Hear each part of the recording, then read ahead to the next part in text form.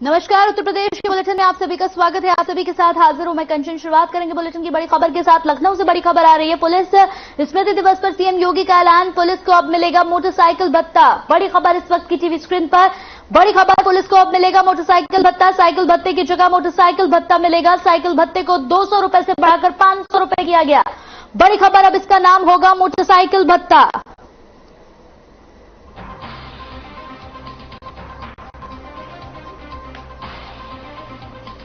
तो इस वक्त की बड़ी खबर टीवी स्क्रीन पर आपको दिखा रहे हैं। साइकिल भत्ते को 200 रुपए से बढ़ाकर 500 रुपए कर दिया गया है। बड़ी खबर इस वक्त की।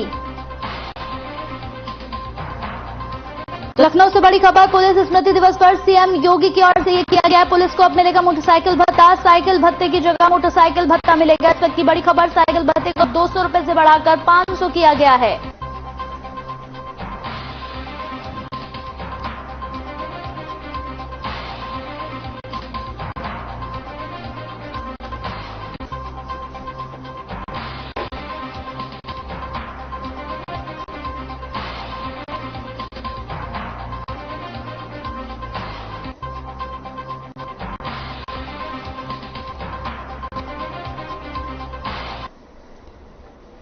तो मनाया जा रहा है पुलिस स्मृति दिवस। सीएम योगी का बयान, कानून का राज, यहां पर संवैधानिक व्यवस्था, यही व्यवस्था पुलिस स्मृति दिवस है। बड़ी खबर इस वक्त की। अपराधों पर नियंत्रण करने का काम किया है ये मुख्यमंत्री का कहना है। महिला सुरक्षा में अपनी भूमिका निभाई है। कुंभ निर्वाचन शांतिपूर्वक संपन्न कराएगी। आपको बता दें, बड़ी खबर इस वक्त की टीवी स्क्रीन पर। तो मनाया जा रहा है पुलिस स्मृति दिवस। इस वक्त की बड़ी खबर टीवी स्क्रीन पर। सीएम योगी का बयान सामने आया है।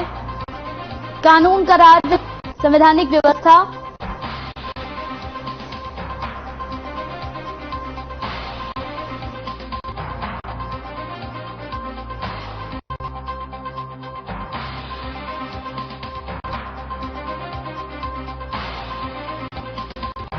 बड़ी खबर इस वक्त की टीवी स्क्रीन पर आपको दिखा रहे हैं। अपराधों पर नियंत्रण करने का काम किया है, ये कहना है सीएम का। बड़ी खबर इस वक्त की, महिला सुरक्षा में भी अपनी भूमिका निभाई है। कुंभ निर्वाचन शांतिपूर्वक संपन्न कराया गया। 45 पुलिस कर्मियों को भुगतान किया गया। यही व्यवस्था पुलिस स्मृति दिवस है। बड़ी खबर, अपराधों पर नियंत्रण करने का काम किया है पुलिस की ओर से। महिला सुरक्षा में अपनी बड़ी अहम भूमिका निभाई है। कुंभ निर्वाचन शांतिपूर्वक यहां पर संपन्न कराया है। 45 पुलिसकर्मियों को भुगतान किया गया है। शहीद पुलिसकर्मियों को सहायता प्रदान की गई है। 581 शहीदों को सहायता प्रदान की गई है। बड़ी खबर इस वक्त की टीवी स्क्रीन पर। महिला सुरक्षा में अपनी अहम भूमिका निभाई है और कुंभ निर्वाचन यहां पर पूरी तरह से शांति से पूरा संपन्न कराया गया है। 5 शहीदों को सीएम सेवा उत्कृष्ट पदक भी दिया गया। 581 शहीदों को सहायता प्रदान की गई। 18 करोड़ 50 लाख रुपए की मदद यहां पर 118 पुलिस पदक प्रदान यहां पर किए गए। 10,141 अति उत्कृष्ट सेवा पदक दिए गए। 5 शहीदों को सीएम सेवा उत्कृष्ट पदक भी दिए गए। 1 सितंबर 2021 से ये लागू किया जाएगा। बड़ी खबर इस वक्त टीवी स्क्रीन पर आपको दिखा रहा है। 18 करोड़ 50 लाख रुपए की मदद यहां पर दी गई है। 118 पुलिस पदक प्रदान किए गए हैं।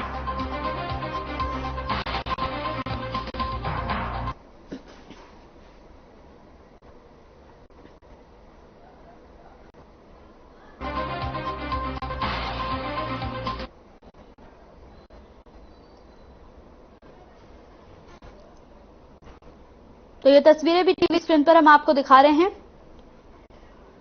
ये ताजा तस्वीरें टीवी स्क्रीन पर इस वक्त चल रही हैं। बता दें कि ये स्मृति दिवस जिसे लेकर सभी पुलिसकर्मियों को, शहीद पुलिसकर्मियों को भी याद किया गया। सभी को यहां पर सहायता भी प्रदान की गई। शहीदों को यहां पर नमन करते हुए उन सभी को याद किया गया। मनाया जा रहा है पुलिस स्मृति दिवस। सीएम योगी का बयान सामने आया। कहा कि महिला सुरक्षा को लेकर भी कई अहम कदम पुलिस की ओर से उठाए गए हैं। यही व्यवस्था पुलिस स्मृति दिवस है। तो पुलिस स्मृति दिवस आज मनाया जा रहा है। शहीद पुलिसकर्मियों को भी आज नमन और साथ ही उन सभी को आज याद किया जा रहा है।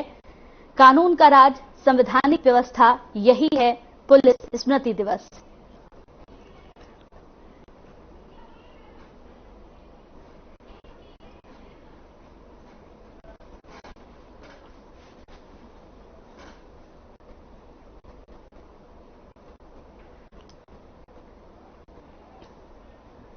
तो गोंडा में पुलिस स्मृति दिवस के मौके पर शहीद पुलिस कर्मियों को श्रद्धांजलि दी गई। पुलिस लाइन गोंडा में पुलिस उप महानिरीक्षक उपेंद्र कुमार अग्रवाल ने पुलिस अधिकारियों के साथ मौन रखकर शहीद पुलिस कर्मियों को श्रद्धांजलि दी। पुलिस स्मृति दिवस पर जिले के सभी पुलिस अधिकारी और कर्मचारी मौजूद रहे।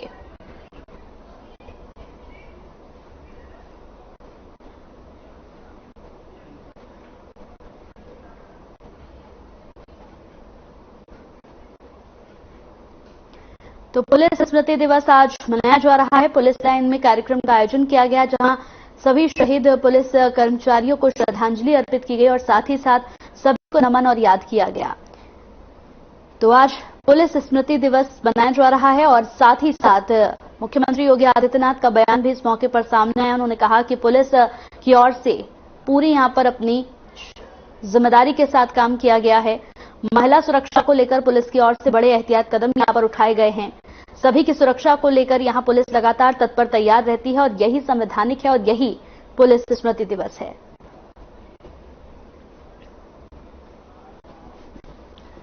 तो प्रयागराज से इस वक्त की बड़ी खबर टीवी स्क्रीन पर आपको दिखाने जा रहे हैं। बड़ी हैरानगी भरी खबर है। डेंगू के मरीज के साथ यहां पर लापरवाही की गई है। मरीज को मौसमी का चढ़ाया juice. Deputy CM Brajesh Pathak ने लिया संज्ञान।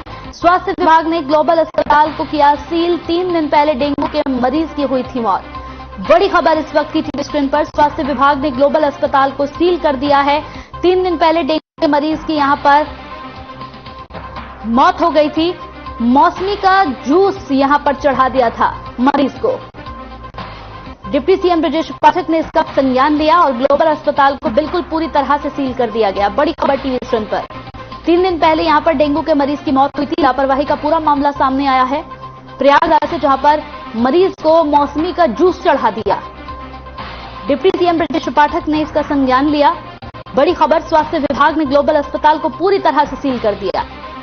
तो लगातार बढ़ते डेंगू के मामलों को लेकर हर तरफ अस्पताल प्रशासन बेहद सतर्क है, लेकिन ऐसे में कई जगहों से इस तरह की खबरें भी सामने आ जाती हैं जो वाकई हैरान करती हैं। ग्लोबल अस्पताल जहां पर मरीज पहुंचते हैं, जहां पर मरीज लगातार ये उम्मीद लगाए पहुंच रहे थे कि यहां से वो ठीक होकर बाहर निकलेंगे, बाहर जाएंगे, उनकी सेहत अच्छी हो जाएगी, लेकिन ग्लोबल अस्पताल में ये क्या हो रहा था ये हमने आपको दिखाया। यहां पर मरीज को मौसमी का जूस चढ़ा दिया। 3 दिन पहले ही डेंगू मरीज की मौत हुई, जिसके बाद तुरंत इस पूरे मामले को संज्ञान में लेते हुए अस्पताल को पूरी तरह से सील कर दिया गया।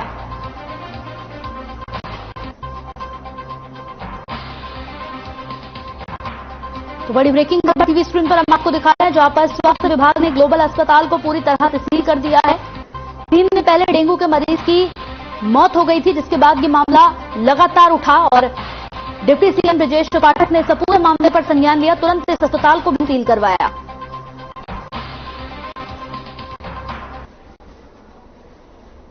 चलिए रुकते एक छोटे से ब्रेक के लिए, जल्द हाजिर होंगे कुछ और खबरों के साथ। आप बने रहिए।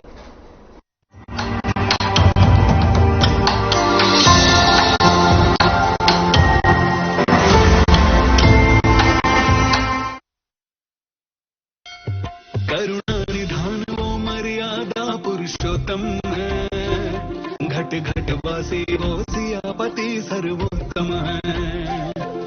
राघव रघुवीर वो रघुवंश के रघुनंदन है, दीपों के इस उत्सव में श्री राम का अभिनंदन है।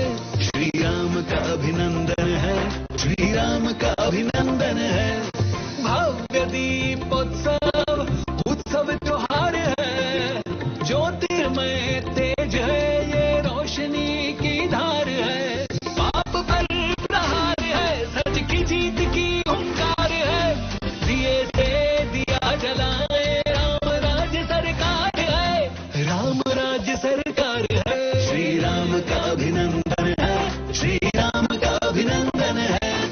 एक दिया राम जन्मभूमि के निर्माण का, एक दिया आस्था का, प्रेम का, विश्वास का, एक दिया अयोध्या के चहुमुखी विकास का, एक दिया सभ्यता परंपरा के मान का, एक दिया रोशन जन जन के कल्याण का, एक दिया तरक्की की ऊंची उड़ान का, एक दिया दीपों के नए कीर्तिमान का। आइए आस्था के असंख्य दीपों से सुसज्जित इस दीपोत्सव के साक्षी बने और प्रभु श्री राम का अभिनंदन करें। अलौकिक अयोध्या, आधुनिक अयोध्या।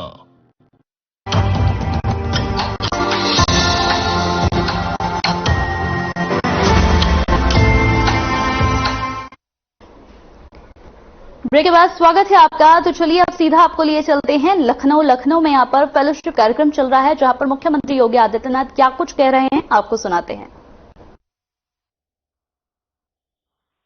आज का दिन उत्तर प्रदेश की दृष्टि से बहुत महत्वपूर्ण है। जब प्रधानमंत्री मोदी जी के मार्गदर्शन और प्रेरणा से उनके विजन को जमीनी धरातल पर लागू करने की दृष्टि से 100 सीएम फेलो को हम लोग आज यहां पर एक प्रकार का नियुक्ति पत्र प्रदान कर रहे हैं, जिन्हें 100 आकांक्षात्मक विकास खंडों में जाकर के वहां की टीम के साथ मिलकर के नियोजन विभाग के डैशबोर्ड के साथ अपने आप को जोड़ करके प्रतिदिन की गतिविधि को अपलोड करना और वहां की प्रतिदिन की विकास की यात्रा के साथ सहभागी बनना है। मैं सबसे पहले इस आयोजन पर आप सबका ट्रेनिंग का कार्यक्रम संपन्न हुआ है, इसके लिए हृदय से बधाई देता हूं, आप सबका अभिनंदन करता हूं। आज का दिन उत्तर प्रदेश के लिए ग्रामीण विकास की दृष्टि से बहुत महत्वपूर्ण है। हम सब जानते हैं कि उत्तर प्रदेश देश की आबादी का सबसे बड़ा राज्य है। 24 से 25 करोड़ की आबादी देश की अकेले उत्तर प्रदेश में रहती है और उत्तर प्रदेश की अर्थव्यवस्था एक ग्रामीण अर्थव्यवस्था है। 1 लाख से अधिक हमारे पास राजस्व गांव हैं, 58,000 से अधिक ग्राम पंचायतें हैं, 75 जनपद हैं, 826 विकास खंड हैं। इन सभी को अगर ध्यान में रखेंगे तो देश के अंदर ग्रामीण अर्थव्यवस्था वाला कोई राज्य है जिसकी आज भी 75% आबादी ग्रामीण क्षेत्र में निवास करती है और वहां की अर्थव्यवस्था का आधार वहां की ग्रामीण अर्थव्यवस्था ही है।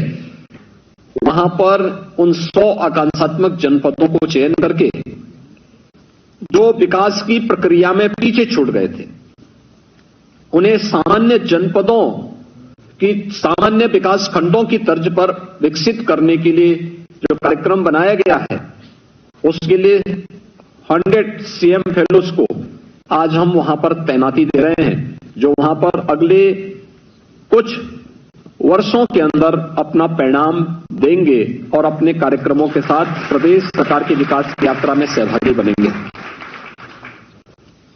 हम सब जानते हैं 2018 में आदरणीय प्रधानमंत्री जी ने नीति आयोग को आदेश दिया था कि देश के अंदर तो 600 जनपद हैं, इनमें से कितने ऐसे जनपद हैं जो आज भी आकांक्षात्मक हैं। उन आकांक्षात्मक जनपदों के लिए कुछ पैरामीटर तय किए गए थे। शिक्षा है, स्वास्थ्य और पोषण है, कृषि और जल संसाधन है,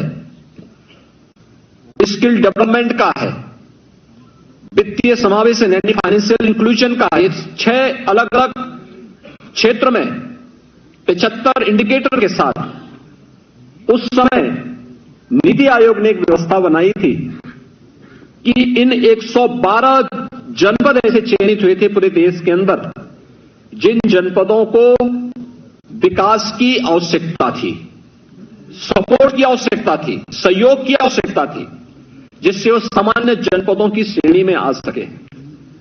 और उन 112 में से 8 जनपद उत्तर प्रदेश के थे। उत्तर प्रदेश के अंदर जब 8 जनपदों को सामान्य जनपदों की तर्ज पर आगे बढ़ाने के लिए कार्य करने की बात सामने आई थी, नीति आयोग की टीम यहां आई थी, मेरे साथ बैठी थी। प्रारंभ में मेरी भी समझ में नहीं आ रहा था क्या है ये सब, लेकिन हमने प्रयास किया और प्रयास करने के बाद जब कार्य प्रारंभ हुआ तो कार्य प्रारंभ होने के बाद अब आश्चर्य करेंगे कि हमने कुछ चीजें तय की। मैं अपने उस समय मंत्रिमंडल के सभी सहयोगियों के साथ बैठा, सरकार के सभी अधिकारियों के साथ बैठा, और हमने कहा सबसे पहली शर्त तो होनी चाहिए कि वहां पे पूरा मैन पावर हो,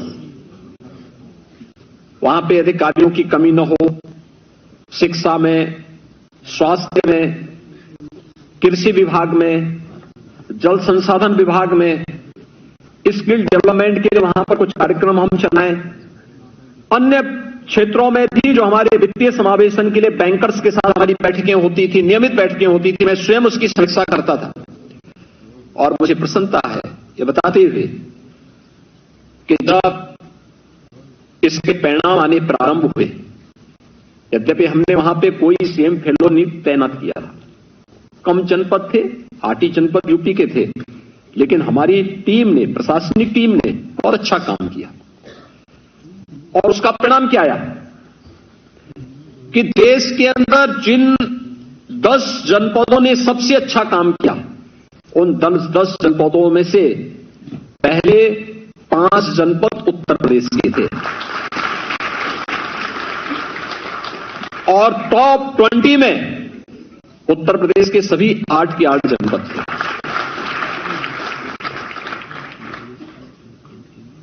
यानी नियमित मॉनिटरिंग और शासन के द्वारा कोई अतिरिक्त पैसा नहीं दिया गया। प्रधानमंत्री जी की शर्त थी कि कोई पैसा अतिरिक्त नहीं देना है, कन्वर्जन के माध्यम से सारे कार्य होने हैं, और परिणाम हम सबके सामने। और ये रिजल्ट ये बताता है कि समस्या पैसा नहीं है, समस्या उसके नियोजन की और उचित समीक्षा और उसकी उचित मॉनिटरिंग की है। और जैसे ये कार्य प्रारंभ हुआ, परिणाम सामने आता हुआ दिखाई देने लग गया।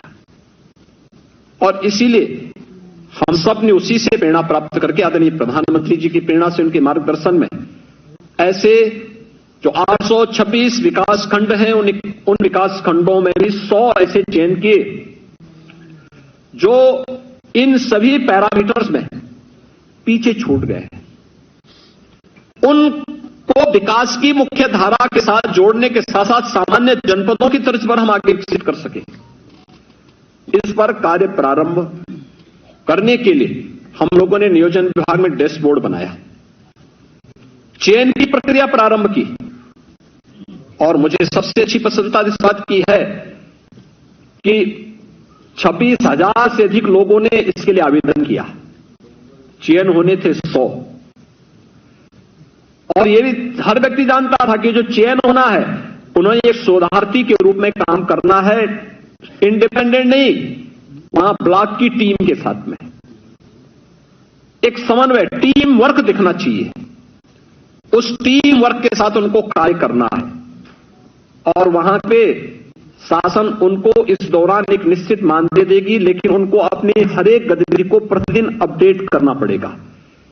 कहां का विजिट किया, वहां के परिणाम क्या है।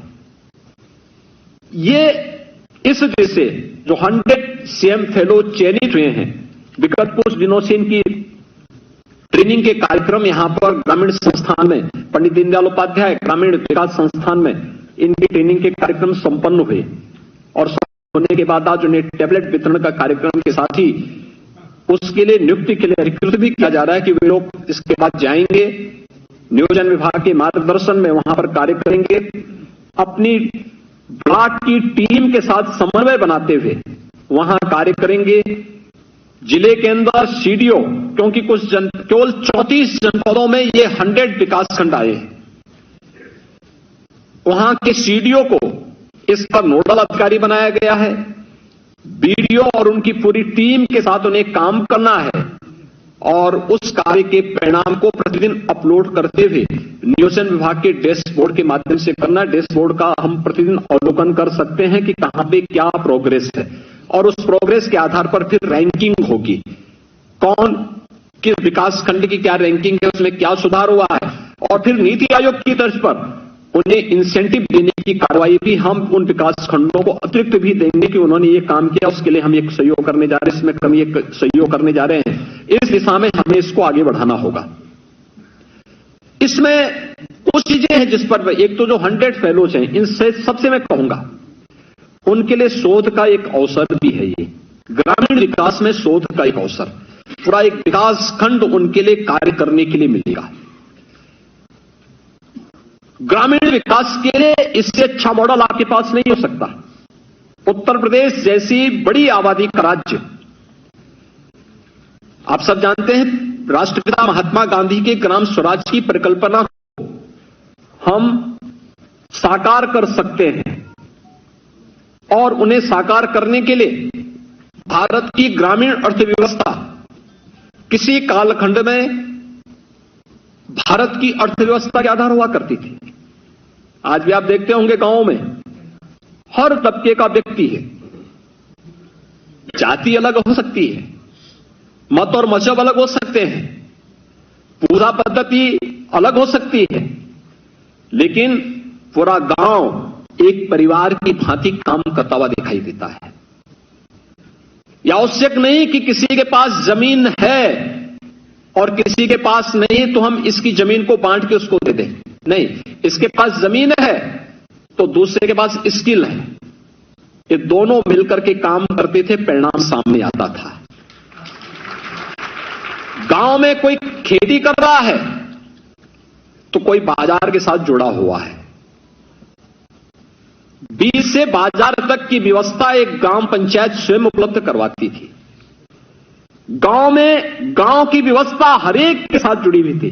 गांव का पुरोहित भी है तो गांव का नाऊ भी है, गांव का कारपेंटर भी है, गांव का बढ़ई है, गांव का राजमिस्त्री है, गांव का ये सब कुछ है। और पूरा गांव अपने आप में आत्मनिर्भर इकाई के रूप में विकसित होकर के आत्मनिर्भरता के लक्ष्य को प्राप्त प्रदान करता था। किसी के सामने हाथ फैलाने की आवश्यकता नहीं थी।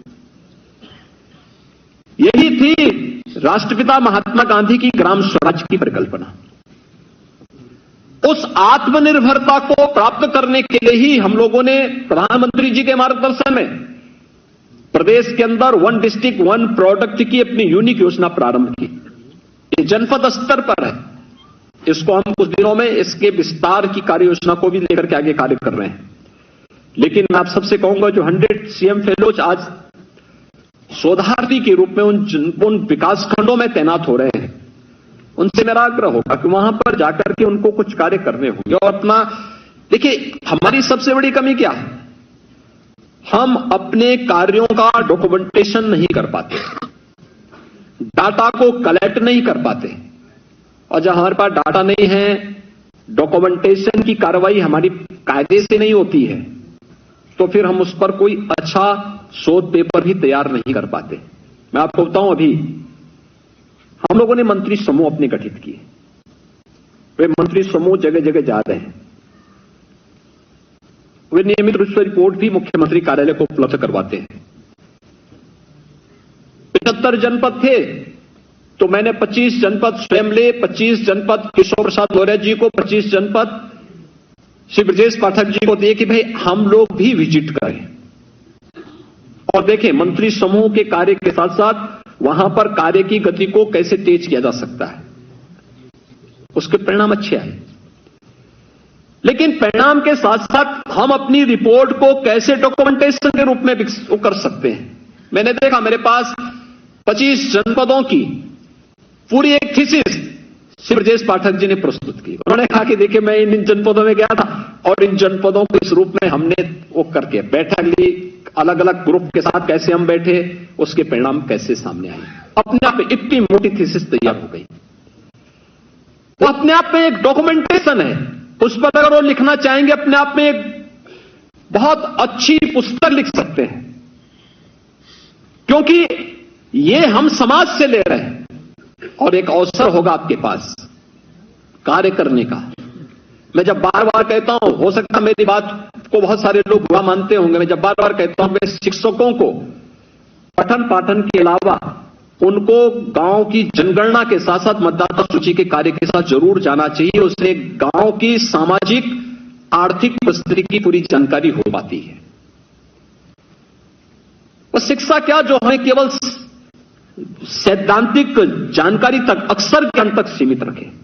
अगर व्यावहारिक जानकारी न दे सकते तो शिक्षा का कोई मतलब नहीं जीवन में। व्यावहारिक जानकारी, जिस गांव में हम लोग जा रहे हैं, उन गांवों में जाकर के जहां हम बच्चों को पढ़ा रहे हैं, हमें जानकारी तो होनी चाहिए इस गांव में कितने परिवार रहते हैं,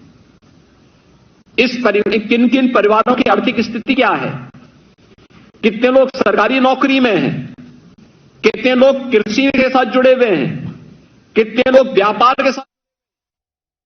तो आप सुन रहे थे मुख्यमंत्री योगी आदित्यनाथ को। इसी के साथ उस बुलेटिन में मेरे साथ इतना ही। नमस्कार।